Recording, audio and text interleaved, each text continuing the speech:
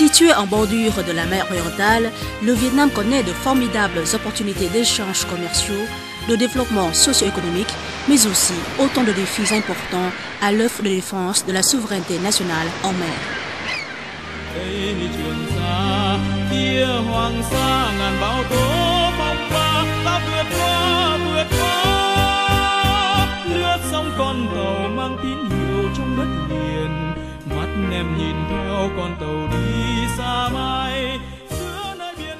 Avec 3260 km de côte s'étendant du nord au sud et des milliers d'îles de diverses tailles, dont les deux archipels Paracel et Spratly, la mer et les îles se sont inscrites au cours des siècles dans l'œuvre de fondation et de défense du pays, du peuple vietnamien.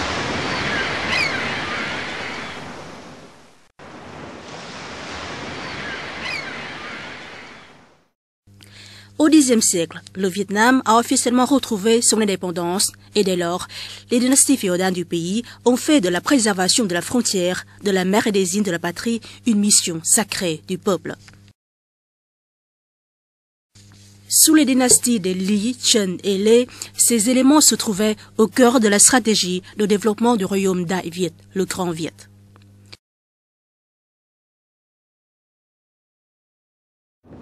Les documents historiques existants ont permis de prouver éloquemment que, au moins depuis le XVIIe siècle, la cour des Nguyen a établi la souveraineté et procédé à l'exploitation efficace des deux archipels Paracel et Spratly, qui n'étaient à l'époque que des terres inhabitées, ne relevant de la souveraineté d'aucun pays.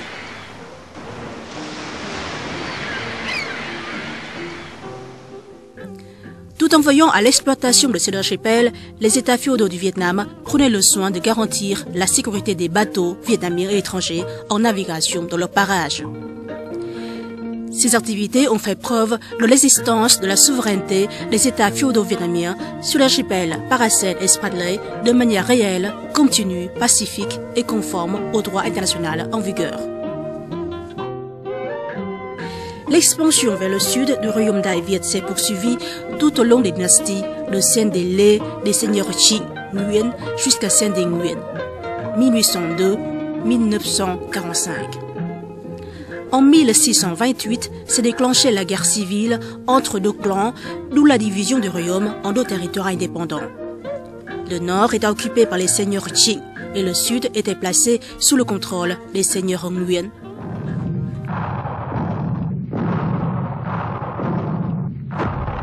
La marine de ces derniers était d'une puissance particulière. En 1644, les navires de guerre ont effectivement remporté une victoire éclatante contre les troupes hollandaises à l'embouchure du fleuve Giang.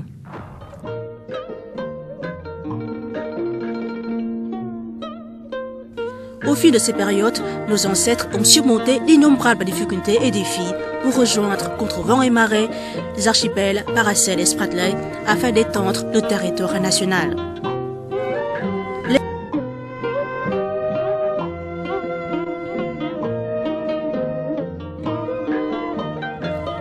L'épreuve de la découverte, de la gouvernance et de l'exploitation de ces deux archipels par les dynasties féodales du Vietnam sont consignées dans différentes sources historiques vietnamiennes et étrangères. Dans l'optique de nos ancêtres, les deux archipels Paracel et Spratly constituaient une longue bande de terre. En effet, ils sont décrits par les anciens livres et cartes de navigateurs et missionnaires occidentaux comme une longue dune de sable à forme de cornette située au large des côtes du Vietnam.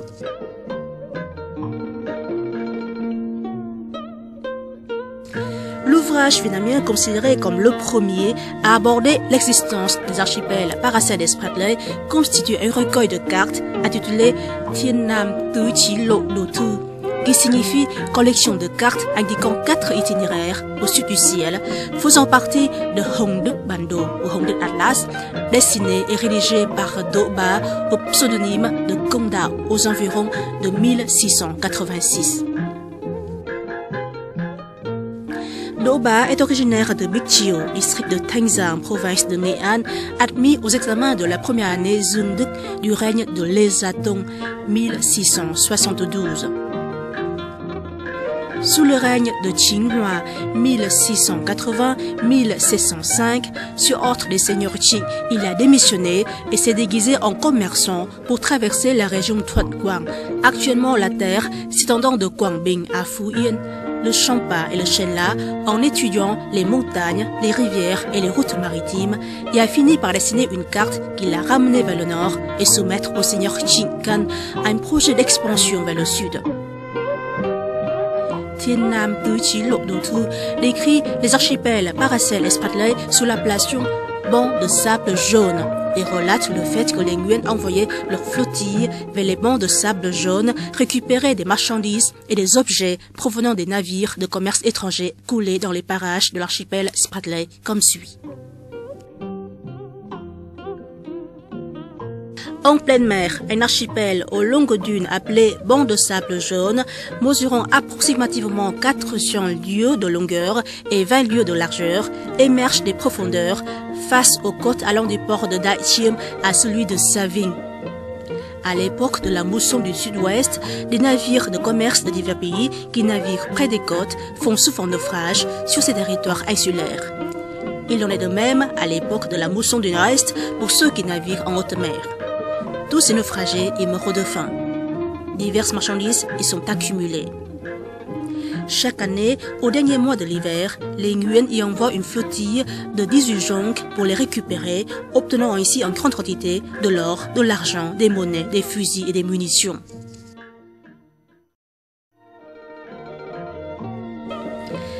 Les documents datant du XVIIIe siècle ont reconnu l'existence des compagnies de Hoang Sa, Paracel et de Bac Khai de la mer du Nord comme des forces délégataires de puissance du roi pour effectuer des missions qui leur étaient propres sur les deux archipels Paracel et Spratly. Au début, les seigneurs Nguyen envoyaient chaque année des compagnies de Hoang Sa à l'archipel Paracel faire des relevés cartographiques, recueillir des produits marins précieux et des ressources naturelles, des marchandises et des objets en métal provenant des navires naufragés et les ramener au roi.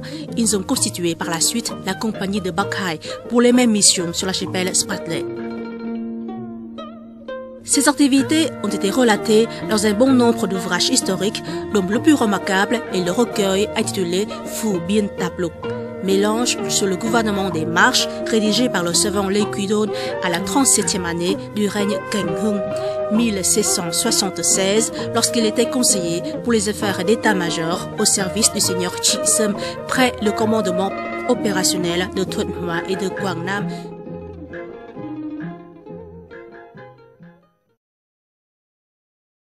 Pendant son séjour, il a pris connaissance et étudié la vie matérielle et spirituelle des habitants au nord de la Cochinchine, et ce par le biais des rencontres directes avec des lettrés, des vieillards, des personnalités, des lieux où il a mis le pied.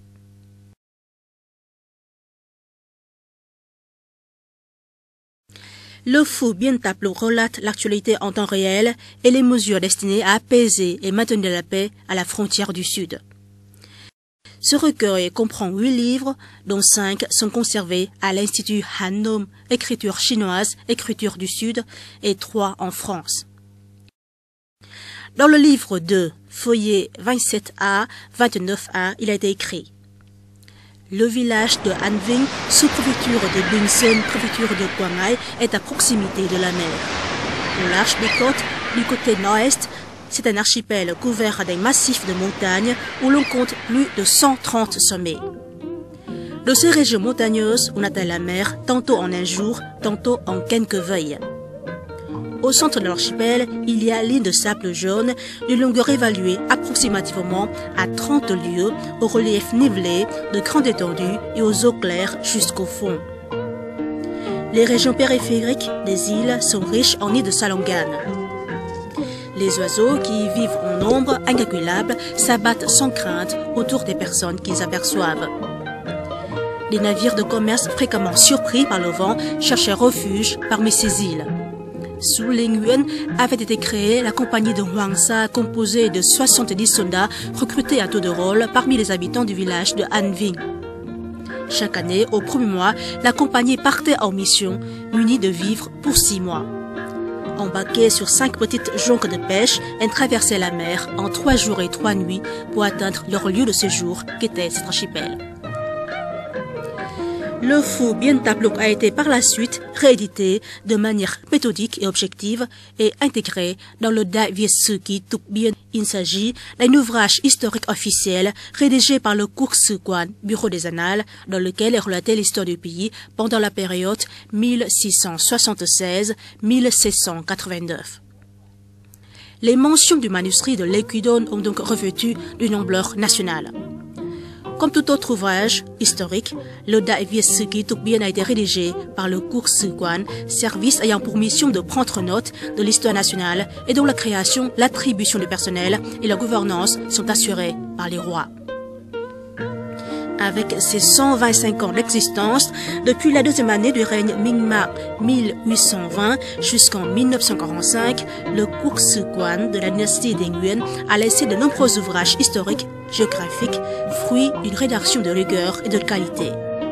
Actuellement, de nombreuses œuvres de valeur du Cour Sư Quan des Nguyen ont été publiées tant au niveau national qu'au niveau international et en langue vietnamienne romanisée, en français et en chinois.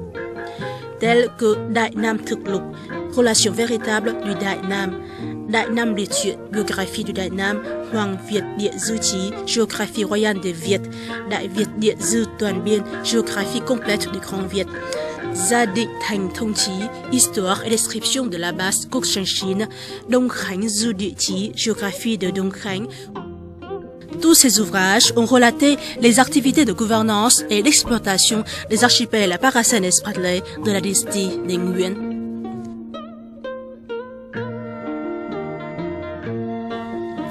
Le Dai Nam Thực Lục Chi Bien, relation véritable du Dai Nam, rédigé en 1848 par le Cour Sư Quan des Nguyen et portant sur les règnes Zalong Ming-Ma Thiệu Chi, a abordé l'acquisition par l'empereur Zalong des îles relevant de l'archipel Paracel. En 1816, l'établissement des temples, des stèles, le boisement, la mesure et la réalisation des relevés cartographiques ordonnés par l'empereur Ming-Ma.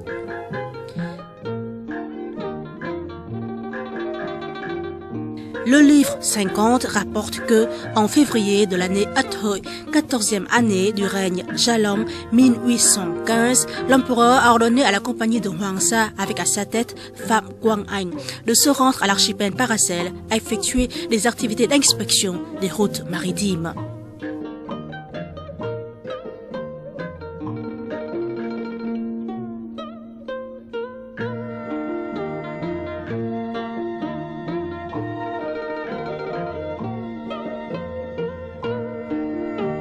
Le livre 52 rapporte que, en mars, printemps de l'année Binh Thi, 15e année du règne Zalong, 1816, l'empereur a ordonné aux forces navales et à la compagnie de Hoàng Sa de se rendre en bateau à l'archipel Paracel à effectuer les activités d'inspection des routes maritimes. Le livre 104 rapporte que l'empereur donna au ministère des Travaux publics les instructions suivantes. Au territoire maritime, face à la province de Quang Ngai, se rattache l'archipel de Hoàng Sa qui, vu de loin, se confond avec le ciel et l'eau dans une même couleur, ce qui ne permet pas de distinguer le degré des profondeurs de la mer dans ces parages.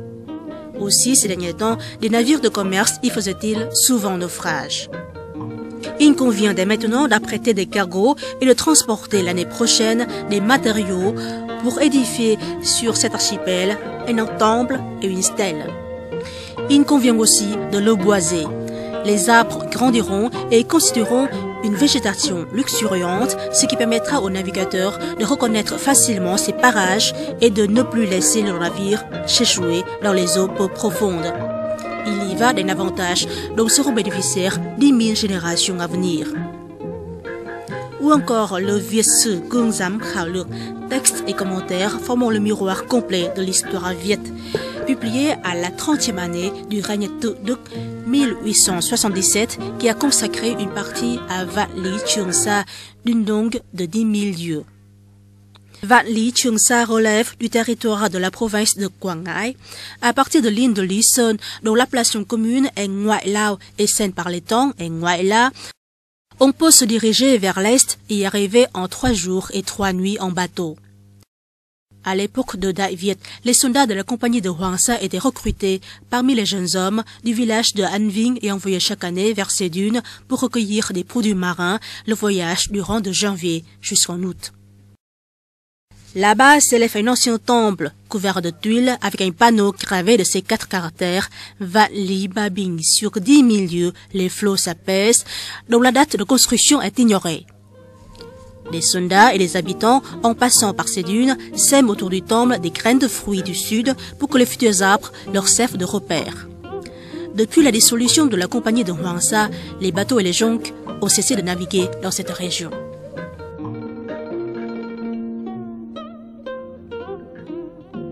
Le Kham Định Đại Nam Hội Điển Sử Lệ, répertoire administratif du Đại Nam établi par ordre impérial, est un ouvrage complet portant sur l'histoire et sur la politique rédigé par le cabinet impérial de la dynastie des Nguyen et publié en 1881. Il s'agit d'un document décrivant de manière complète et profonde les ordonnances, les requêtes produites durant une période de 50 ans, allant de la première année du règne Zalong 1802 jusqu'à la 4e année du règne Tuduc 1851, ainsi que l'exécution par les ministères des ordres impériaux. Dans les livres 207 et 221 ont été abordés à plusieurs reprises le paysage, les passages sur les îles de l'archipel Paracel et la nécessité d'y envoyer des Bien Binh, des militaires des forces navales et de garnison des provinces de Quang Ngai, Bình Định, faire du relevé cartographique, édifier un temple et une stèle marquant la souveraineté et décrire des passages, la direction, la situation et la longueur des routes maritimes dans les parages de l'archipel. Voici un extrait. En la 16e année du règne Mingma 1835, le ministère des Travaux publics sollicita à l'empereur d'approuver la construction par les autorités de la province de Quang Ngai d'un temple en l'honneur des génies de l'archipel Paracel, selon le style d'édifice en pierre dans la partie sud-ouest de l'île au monticule de sable blanc. À gauche du temple est édifiée une stèle de pierre haut d'un toc 5 tocs, en large d'un toc 2 tocs, et devant sa façade, un écran, tandis que différents arbres sont plantés derrière cet édifice, ainsi qu'à sa gauche et à sa droite. Le Quốc Triều Chính Biên Toát Yếu, histoire sommaire de la dynastie nationale régnante, partie principale, un autre ouvrage historique de la dynastie des Nguyen, 9e année du règne Khai Định, 1924, a abordé la personne légendaire de Phạm Hữu Nhật de l'île de Lý Sơn. Son exécution d'ordres impériaux est décrite dans le livre 3. L'empereur ordonna au commandant des forces navales, Phạm Hữu Nhật, d'emmener ses troupes à la province de Quang Ngai et de se diriger vers l'archipel de Paracel. Quelle que soit l'existence des îles, des monticules de sable, la longueur, la largeur, la hauteur, le périmètre et l'existence des bancs de sable, des récifs aux alentours et les obstacles engendrés par son relief, l'itinéraire évalué en lieu entre l'archipel et le port maritime, la proximité par rapport à une province certaine, tous ces éléments doivent faire l'objet de descriptions. Il a été ordonné également d'emmener des bornes en bois à planter à chaque destination et de faire des relevés cartographiques qui seraient ultérieurement soumis à l'empereur. Toujours à ce propos, l'acte officiel en date du 12 février de la 17e année du règne Mingma 1836, signé par l'empereur lui-même, dispose que le ministère des Travaux publics a l'honneur de porter à la connaissance de votre Majesté ce qui suit. Le cabinet, dans sa lettre officielle apportant l'avis du roi, en exécutant l'ordre du roi, nous a donné la mission suivante. Des bateaux devront être envoyés à Hwangsa.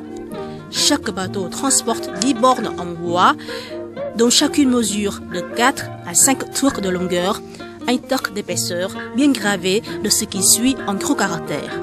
La 17e année du règne de Mingma, l'année Binh Thân 1836, les officiers de la marine menant une mission d'examination sur l'archipel Paracel, conformément à l'ordre du roi, sont arrivés ici et ont planté ces bornes pour l'exécution. Cette fois-ci, c'est le commandant marine Phạm Hữu Nhật qui est envoyé au Paracel.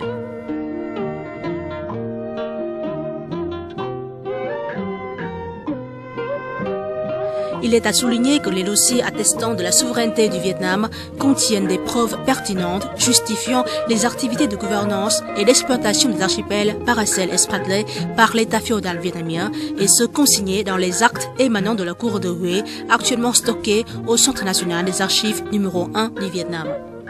Il s'agit d'un acte juridique et administratif de l'État sur lequel les rois vietnamiens mettent leur avis ou donnent leurs instructions dans le cadre de la gouvernance du pays. Le recrutement des soldats des compagnies de Hoàng Sa et la préparation de leur expédition ont été relatés dans le rapport du 15 avril de la 15e année du règne Ming-Ma 1834, conjointement présenté par le mandarin Bo Cheng, Ansat de la province de Quảng Ngãi, et qui précise l'identité et l'origine des soldats venant des villages riverains comme suit.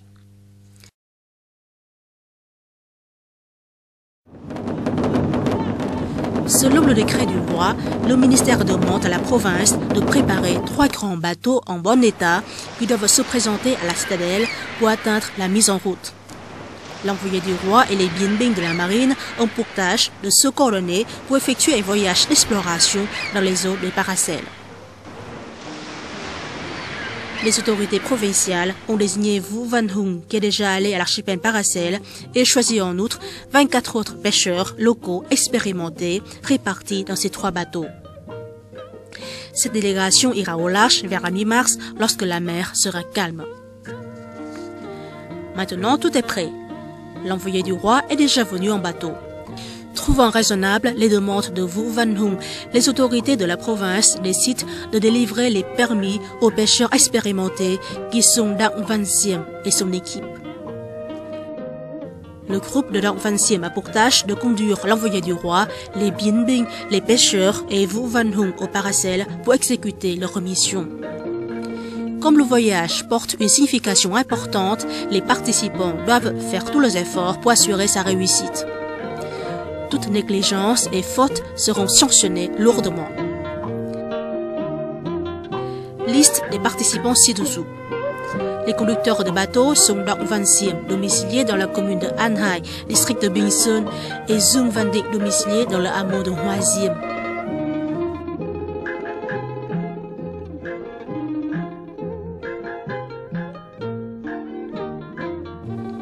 Ce rapport, qui fait partie des actes émanant de la cour de Hué, atteste encore une fois les informations mentionnées dans les ouvrages historiques de la dynastie des Nguyen concernant M. Vu Van Hung, celui qui a consacré des années à des expéditions vers les Paracels. Le document a été découvert par les chercheurs en avril 2009 dans le temple de la famille des Dang au village de An Hai, île de Lý Sơn.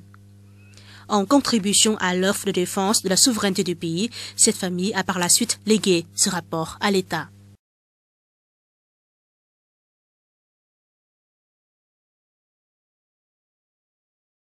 Phải nói rằng là hầu hết các dòng họ trên đất đảo Lý Sơn đều có người đi Hoàng Sa, Trường Sa từ nhiều thế kỷ trước. Trong đó có rất nhiều người là cai đội.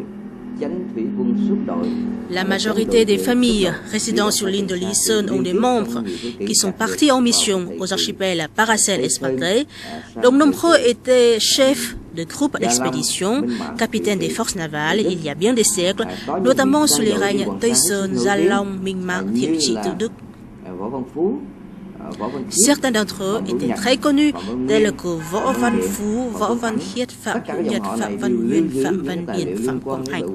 Toutes ces familles conservent encore et toujours des documents relatifs aux archipels Paracel et Spratly, en ayant en tête que sur ces îles lointaines, leurs ancêtres s'étaient livrés à la découverte, à l'érection des bornes et l'édification des stèles marquant la souveraineté de la patrie. À la vue des documents conservés par la famille des Dang, nous étions très impressionnés du fait que le contenu de ces 4 pages était tout à fait conforme à celui des ouvrages historiques officiels de la dynastie des Nguyen que sont Đại Nam Thực Lục, Khâm Định, Đại Nam Hội Điền Sử Lệ, Quốc Triều, Chính Biên Tuất Yếu et les Châu Ban de la même dynastie. Ce document est d'une valeur significative et importante vis-à-vis de l'affirmation de la souveraineté du Vietnam sur l'archipel Paracel et Spratly. Do vậy, có thể thấy rằng cái tài liệu hết sức có ý nghĩa, hết sức đặc biệt quan trọng đối với việc góp phần khẳng định chủ quyền lãnh thổ của đất nước Việt Nam chúng ta trên cái vùng đảo Hoàng Sa và Trường Sa của Tổ quốc. Pour les soldats de la compagnie de Hoàng Sa, une mission remplie leur valait des récompenses matérielles. À défaut, ils seraient punis par la cour. À titre d'exemple, le Châu Ban en date du 13 juillet de la 16e année du règne Minh-Ma 1835 dispose que Comme le voyage au Paracel a dépassé le délai prévu, le chef du groupe d'expédition à Hoàng Sa, Phạm Văn Nguyên, a été confié au ministère de la Justice pour être puni.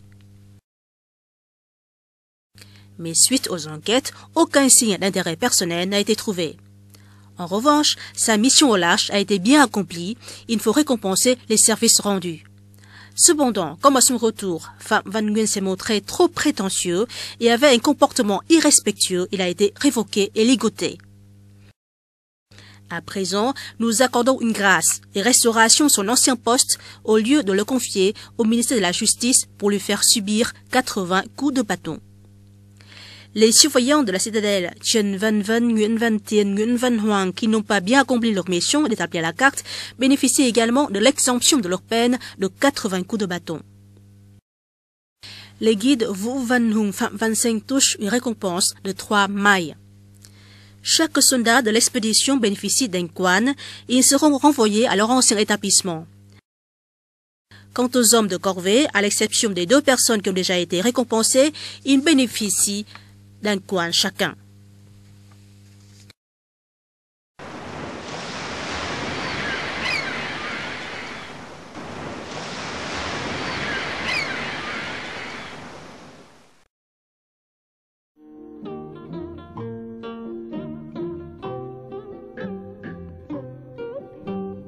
Le retard des missions engendré par le temps est abordé dans le Choban du 2 février bissextile de la 19e année du règne Ming-Ma, 1838.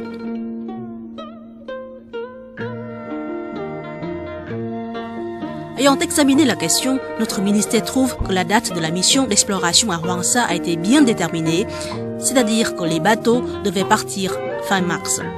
Mais à cause du vent et de la marée qui sont défavorables, le départ des bateaux a dû être retardé jusqu'à fin avril. Il s'agit alors d'un dépassement de délai. Ainsi, notre ministère soumet nos remarques à votre majesté. L'empereur Ming-Ma fut quelqu'un aux yeux de qui la défense de la mer et des îles revêtait une importance capitale. L'envoi par la Cour des missions d'exploration aux archipels Paracel et Spratly a été abordé dans le rapport en date du 21 juin du 19e année du règne Ming-Ma 1838 comme suit. Le groupe d'expédition a visité 25 îles qui appartiennent à 3 groupes d'îles. Il faut remarquer qu'avant, chaque année, chaque groupe d'expédition ne pouvait visiter que 12 îles au maximum. Jamais un groupe d'expédition n'a pu mettre ses pieds sur une 13e île. D'après le guide Vũ Văn Hùng, les Paracels comprennent 4 groupes d'îles au total, donc cette fois-ci, 3 ont été explorés. Mais il reste un 4e groupe au sud, assez éloigné des groupes explorés, tandis que le vent du sud soufflait très fort, ce qui était défavorable pour le voyage là-bas. Il a proposé alors d'y envoyer des bateaux l'année prochaine.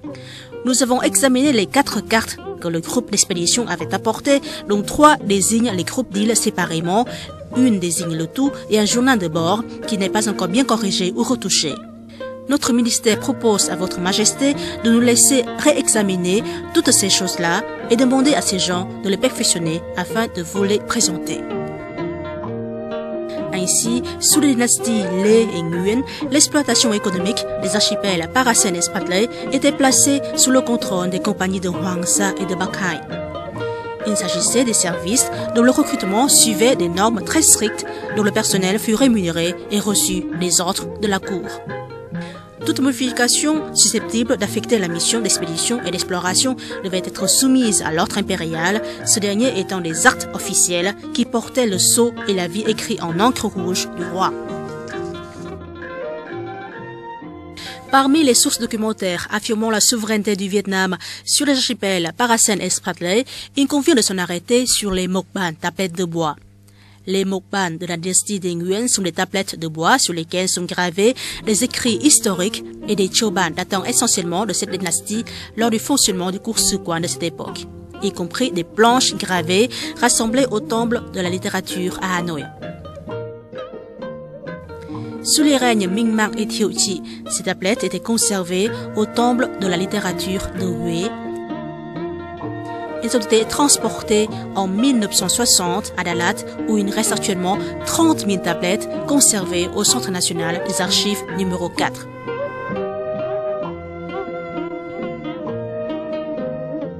En 2009, l'UNESCO a inscrit les mukbang de la dynastie des Nguyen au patrimoine documentaire de l'humanité. Cette reconnaissance par la communauté internationale de l'existence de textes et de documents historiques de la dynastie des Nguyen est venue consolider les preuves juridiques et historiques de la souveraineté du Vietnam sur l'archipel Paracel et Spratly.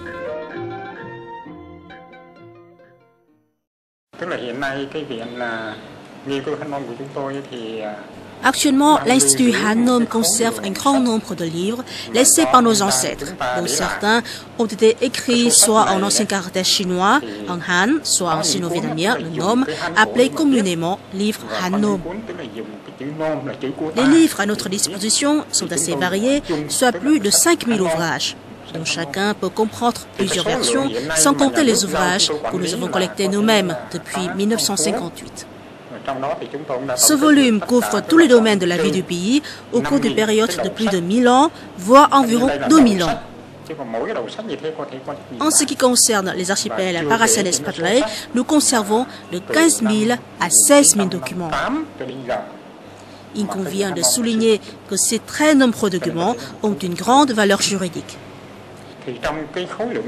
Il montre en tout cas que depuis très longtemps, nos ancêtres ont établi leur souveraineté sur ces archipels dont ils ont su exploiter les valeurs économiques.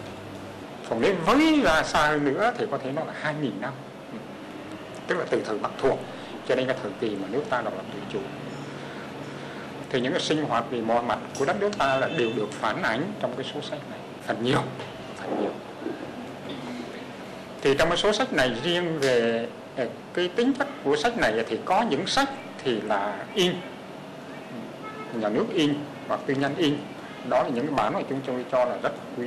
Nhưng mà điều ở đây chúng tôi muốn nói nhiều nhất ấy, tức là những cái tư liệu mà nó mang cái chất quan phương, nó có giá trị về cái vấn đề tức là pháp lý. Và từ đó có thể thấy được tức là cái Trường Sa Hoàng Sa đấy, về mặt chủ quyền, về mặt sử dụng những cái của cải vật chất ở trên đó, cái kinh tế trên đó, thì ông cha ta đấy có thể nói là đã chú ý từ lâu và đã khai sách từ sớm.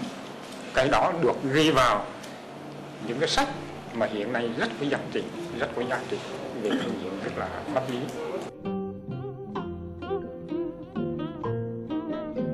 Ces preuves sont de nos jours conservées sous forme de tablettes ancestrales, de cloches en cuivre ou de registres généalogiques de bien des familles dans les temples en mains endroits du pays.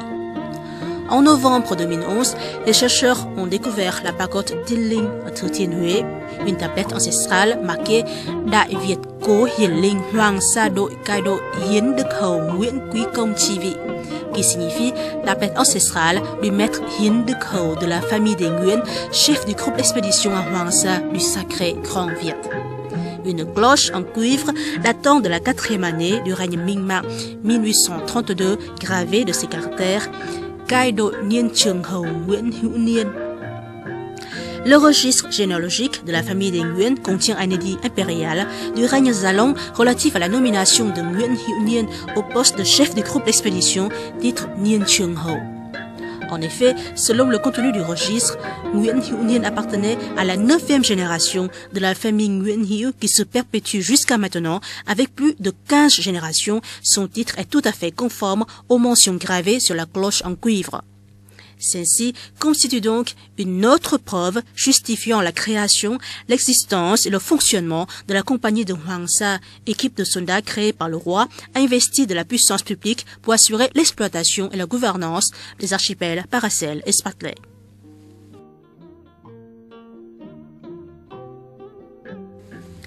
Au temple de culte ancestral de la famille Vo, quartier An Vinh, hameau de l'Ouest, commune de Living, district de Lý province de Quảng Ngãi, on conserve encore la demande en date du 15 janvier 1675, signée par Halio, chef du quartier de Cularet ou Ilre, commune de An Vinh, qui porte sur la réorganisation de la compagnie de Hoàng Sa.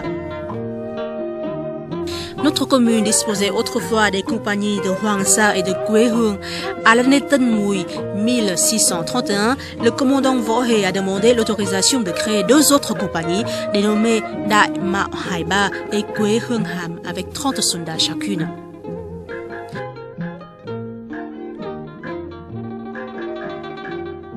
Cette demande montre qu'au début, les seigneurs Nguyen n'ont créé qu'une compagnie de Hoang Sa avec 70 soldats pour constituer ensuite la compagnie de Quế Hương. En 1631, s'y ajoute celle de Đại Mạo Hải Ba et de Quế Hương Hàm avec 30 soldats chacune. La compagnie de Hoang Sa s'est vue par la suite confier le contrôle de la compagnie de Bắc Hải et sous la dynastie des Nguyen, sa marine se rassemblait au port maritime de Saki pour partir faire des relevés cartographiques, édifier des stèles et planter des bornes en vue d'affirmer la souveraineté du pays sur les Paracels et les Spratleys. C'est l'époque où la compagnie et la marine de Hoang Sa se sont renforcées avec 18 bateaux et des centaines de soldats et avaient pour lieu d'embarquement le port maritime de Saki. Au sud de ce port, il existe encore le vestige Vườn Đồn et le temple de Hoang Sa où les habitants pratiquent le culte des squelettes de baleines qui auraient été ramenés des Paracels il y a 300 ans.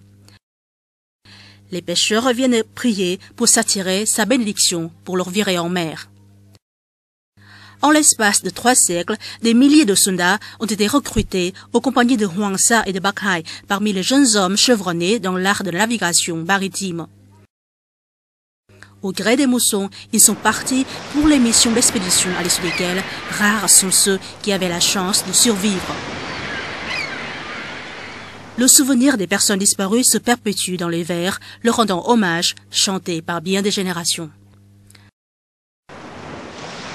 Entre le ciel et la mer, sans rivage, s'émarchent les Paracels, d'où ne reviendront jamais ceux qui sont partis. Pour les Paracels, où les nuages et les flots s'étendent à l'infini, tous les février se tient la cérémonie en mémoire des soldats en mission.